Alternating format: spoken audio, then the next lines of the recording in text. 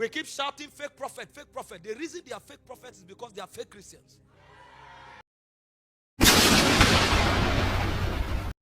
Elohim Adonai.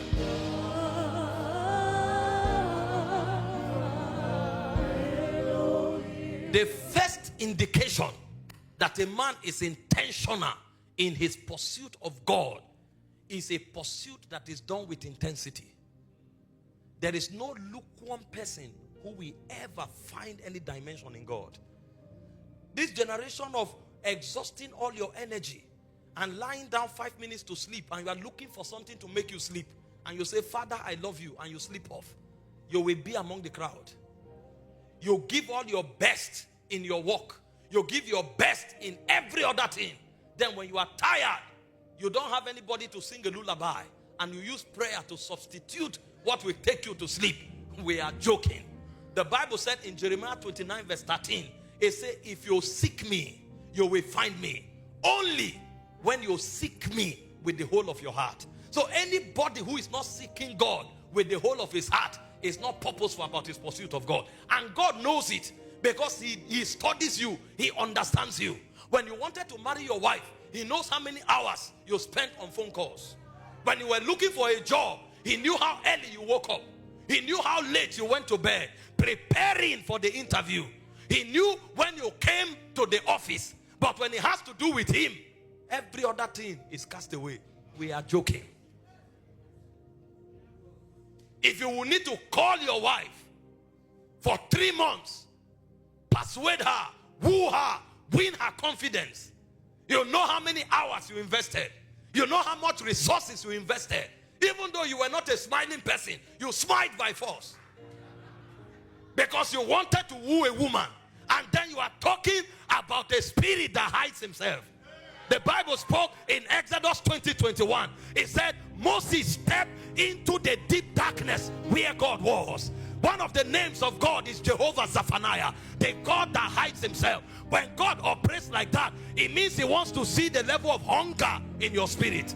The psalmist said, as the deer panted after the waters, it says, so my soul longeth after thee in a dry and thirsty land where no water is. You want to find a man who is pursuing God? Check his hunger. Check his passion. Check the intensity with which he prays. Check the intensity with which he worships. Most times, people who lead prayers here, they are frustrated because of the lukewarmness of the people. So we are looking for diverse ways to motivate them. The keyboard is playing, the drum is playing. We are shifting from one song to the other just to get the people up. What a shame. When you find a man who seeks God, even in the market, he will forget when he lifts his hand. Because there is a fire raging. And so what that man does is to service that fire. In Leviticus chapter 6 verse 12, he said the fire on the altar must not be put out. He said the priest must put wood on it every morning. If you are looking for a purposeful seeker of God, check his fire. In John 2:17, Jesus himself spoke. He said the zeal of my Father's house have consumed me. Never lost his fire for a second.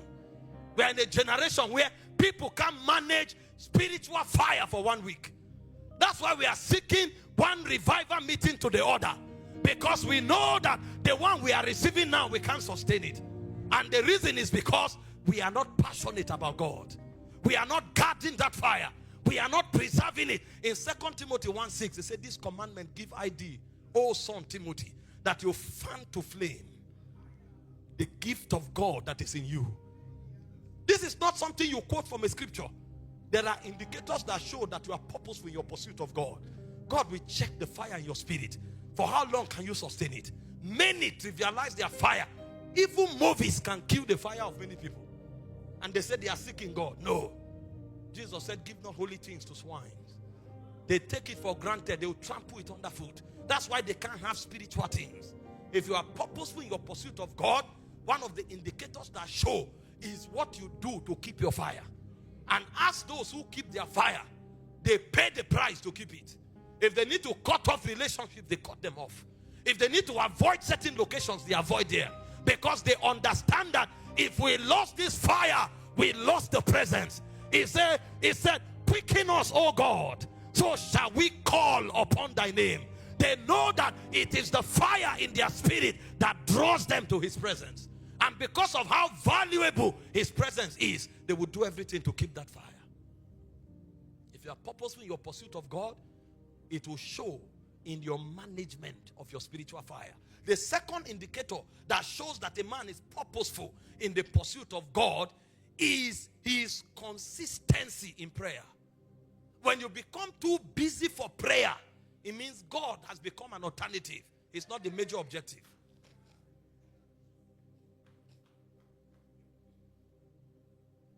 I'm not saying you attended a prayer meeting. I'm not saying you prayed once in a while. I'm talking consistency. Because anything that is central in your life, you do it on a daily basis. And so if you are looking for a man, listen, this is not just about I occupy a position in church.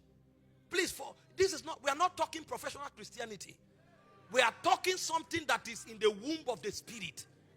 It's something that is sacred in your heart. All of us serve God in church, and it's a great honor. But hear me, you can be serving in church and you are dead in the spirit.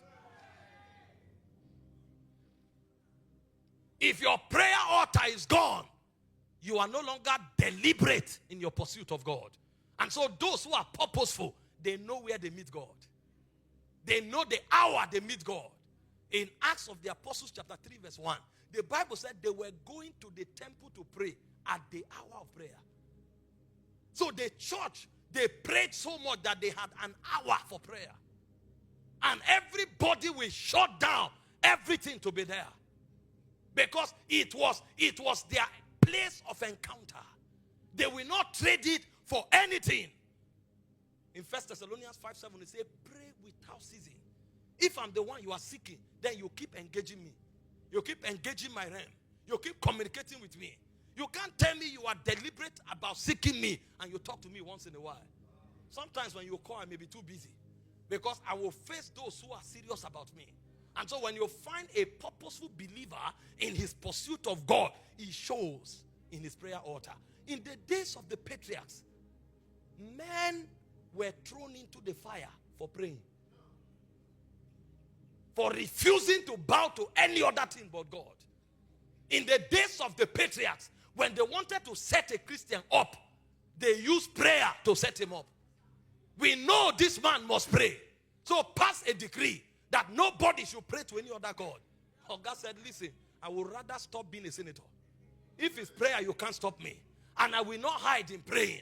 He opened the window to Jerusalem and he was praying. So a man was thrown into the lion's den for not stopping prayer. But we are in a generation where you beg people to pray, they don't show up. Are we not jokers? Is it the same God we are serving? Somebody did not just lose his job. He lost his favor with the king. And his life was at jeopardy. Yet he didn't compromise. If it's prayer, I won't stop. Cast me to the lion's den. See, when they got the three Hebrew boys, they say, oh king, we are not careful to answer you in this matter. What is human connection when we lose divine connection?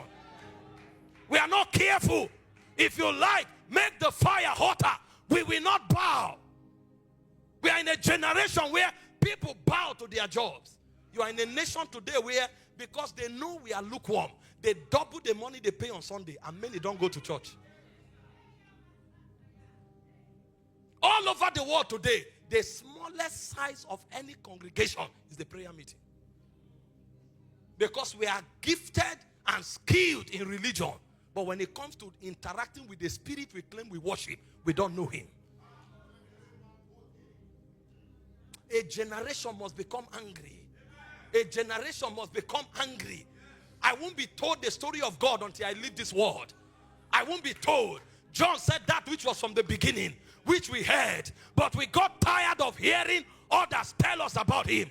So we handled him. We touched him. We engaged him for ourselves. A point must come as a Christian. Thank God for my pastor. He's a good preacher. But I must find this God for myself. I must touch him for myself. I must hear him for myself. I'm tired of a prophet telling me, thus hear the Lord. Let a prophet tell me what God told me. The voice of a prophet should become a confirmation. I will hear him for myself. See, they are fake prophets is because they are fake Christians.